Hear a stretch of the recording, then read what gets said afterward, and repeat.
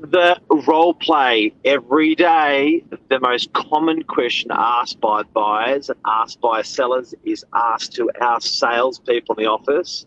And we thought we're going to run through that with you very quickly today. Billy, what's the question? Should I stay or should I go now? Should I stay or should I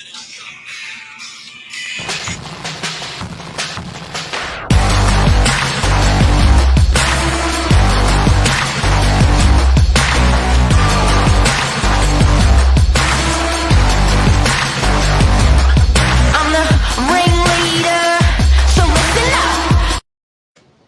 How are we? That was corny. That was corny hard. Yeah. Well, I've got the Clash. We're joined by Clash this morning. Nothing like a bit of English punk rock for a Tuesday morning. They're behind you. Yeah. It's look. This is a really, really, really testing time for people with interest rates going up, and it's playing with people's emotions. It's playing with people's anxiety. It's playing with people's depression. It's playing with people's money. It's playing with people's homes, and people are left scratching their head because it was just a weirdo of a 2 or 3 years with COVID on one hand, but then on the other hand, property and shelter started doing really, really well. And now the opposite. It's funny, and we're getting this. I think out of all the questions we get asked, this has got to be the one that we get the most. It's ridiculous. So many people are really in limbo stage, whether they literally stay or go now, and whether that be out of area or whether that be downsizing, purchasing. It's all the same. Everyone's kind of got the same concerns at the moment. Well, it's where would you rather be, I guess, because 2 or 3 years ago when there was that uncertainty of COVID, it was just so scary. You just had the whole world pause, and the whole world pause on something that they didn't know the answer to. And it seems like now that there's certainty around that and there's assurances around that, we know how to act around that, it then puts so much confidence and so much wins into people's sales. They went out and spent. They went out and bought property. They went out and spent. So then it's almost like the interest rate rise has creating this uncertainty and angst with people that's actually making them slow down a little bit. So it's I just wish I had a golden ball. Oh, don't we all? I Golden mean, that's ball, golden. What's it called? Not a mirror. What's that thing that the sorcerer hat? the ball. You're close Mirror enough. ball, golden ball, whatever it is. It's true though, and we're just starting to hear of this. People now starting to look at maybe selling because it's getting a bit tight on the pockets, whether it be an investment property or downsizing or whatever. It's interesting. Crystal ball. Thanks, Luke. Golden ball. But I mean, yeah, what are we seeing? So at the moment, there is should I stay or should I go now? There is, like, you could definitely say stock levels are quite low at the moment. So maybe people are not having the option to move on to what they're necessarily looking for. But there's a lot of talk on the flip side of that spring's going to be busy. A lot of property coming on in as we get into the warmer months. What are your thoughts on that, Mark? Well, I think that, and people are asking, like last night, another client late having a big chat about, what do you reckon the market's going to do, and should I buy, should I not? I think at the end of the day, we're not just trading for the sake of trading. We're trading because we need to. We're trading because it's essential. And I know prices up, prices down, but at the end of the day, people just got into what they needed to get into on a domestic level, so they ended up just upgrading, downgrading. So, when you go and do your shopping in the supermarket, you don't have to shop for a while because you've just shopped. So I think there was a lot of property shopping shopping also done. They're relevant to prices up, prices down. There was a lot of property shopping already done. People positioned themselves with what they wanted as an investment or as a live-in property, and that's okay. So it means just lower volumes now. Yep. You've just moved yourself though. Did you have a concern about what the market's doing long term, or were you again transacting out of sort of necessity? You look back to essential. So our family home of 15 years we're in, and kids are all through pretty much through high school. Jade's got year 12 to go, but our eldest is through uni and at work. So it was on the back of that essential, and we're done. We're probably done for a very long time. So, I think when people are saying they've got to, should I do it or should I stay? Should I go now? If you didn't do the trade for whatever reason in the last couple of years and it's essential to you, then absolutely you should do it. And irrelevant to where the prices are, it needs to be done. It's essential. So I think that, not only that, but if you look at property prices, Billy, the last 10 years, I'm a real stickler for the rolling 10-year average of a suburb.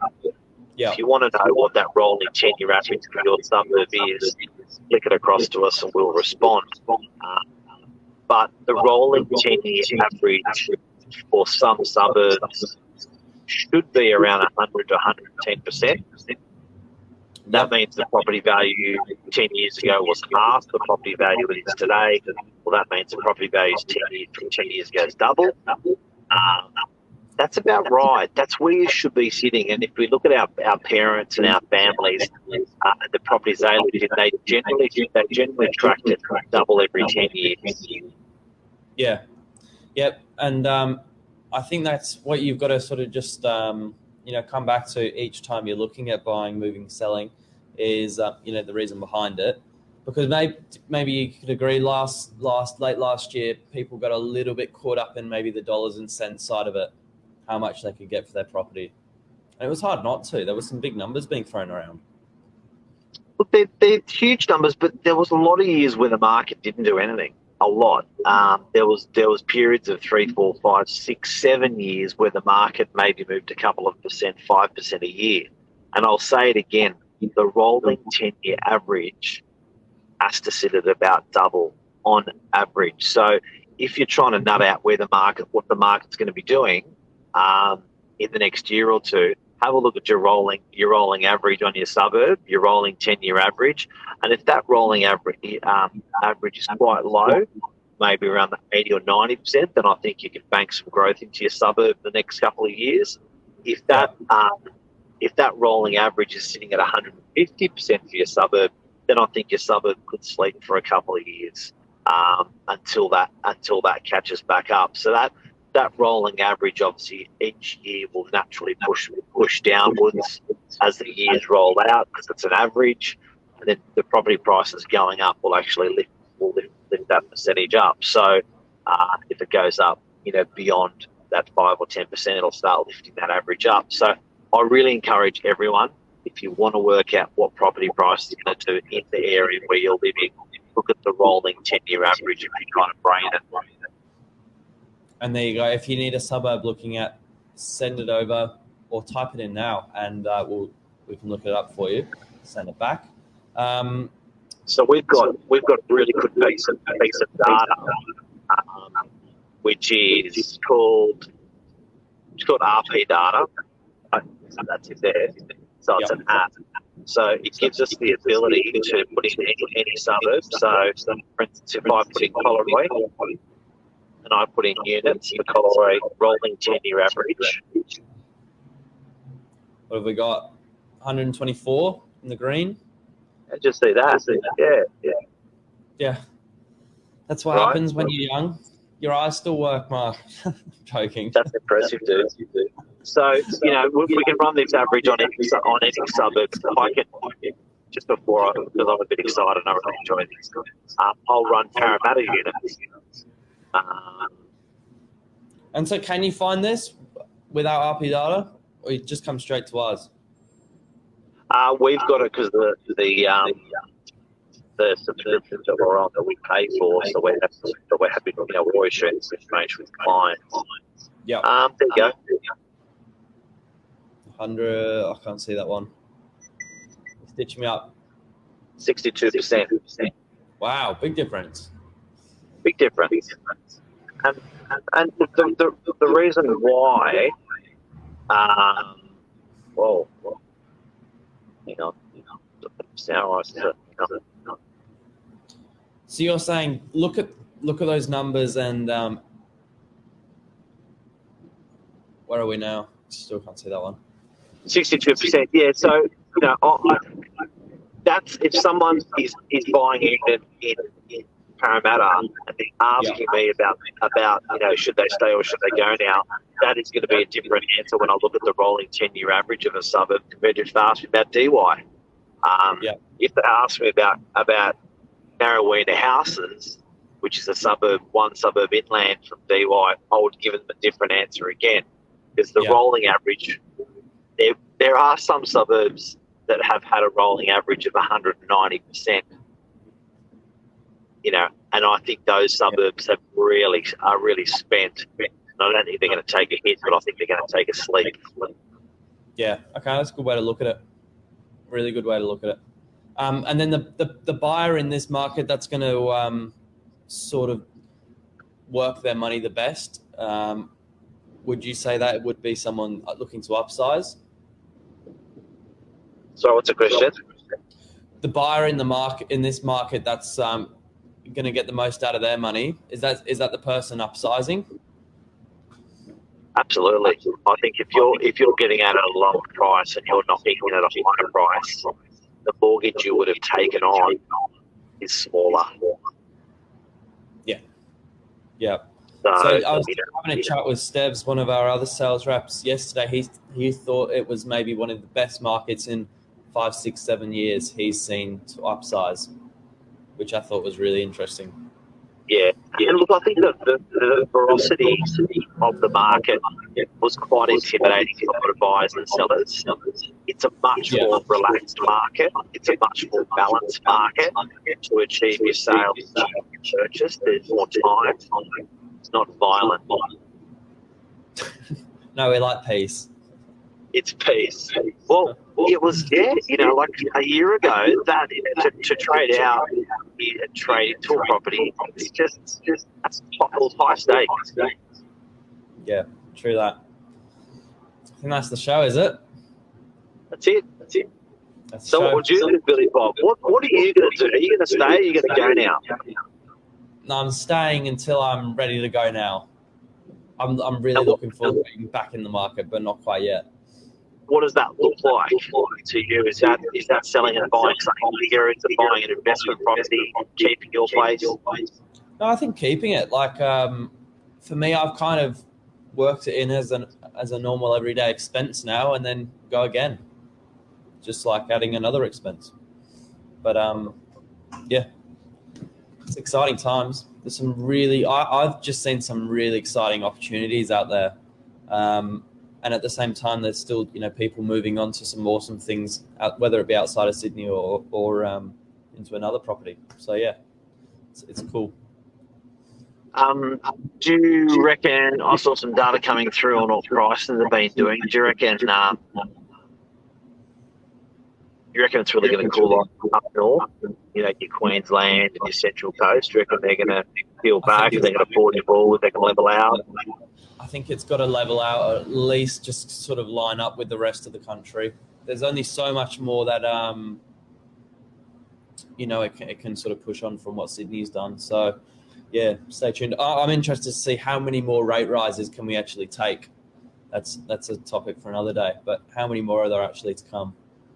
Because we've had 3 consecutive ones now. Unexpected. 4? Yeah. Well, expected but unexpected. It's done its job. How many more are here now? Yeah, but just to have the assurance from the authorities to, we're not going to see rate rises until 24, 25, and then to be hit now, it's just unexpected, So I think that that's almost like having a double rate rise, effectively. So if I expect to get 100%, that is a very different feeling that leaves me than if I don't expect the 0.5%. And do you know what I mean? The net effect can feel like 1 or 2% because it was just I didn't expect it. So I think people are feeling that it's not really the cash flow, but it's the emotion of like, where did that come from? I didn't see that coming. Yeah, true. It's another good way to look at it. Full of wisdom, Mark. See you later. Bye, everyone. Thanks, Billy Bob. Thank you, Billy, the old man in a young man's body. Thank you. Do you want to play out your song? Yeah, sure. Give me 1 second. I'm just going to get it back up. Love this song.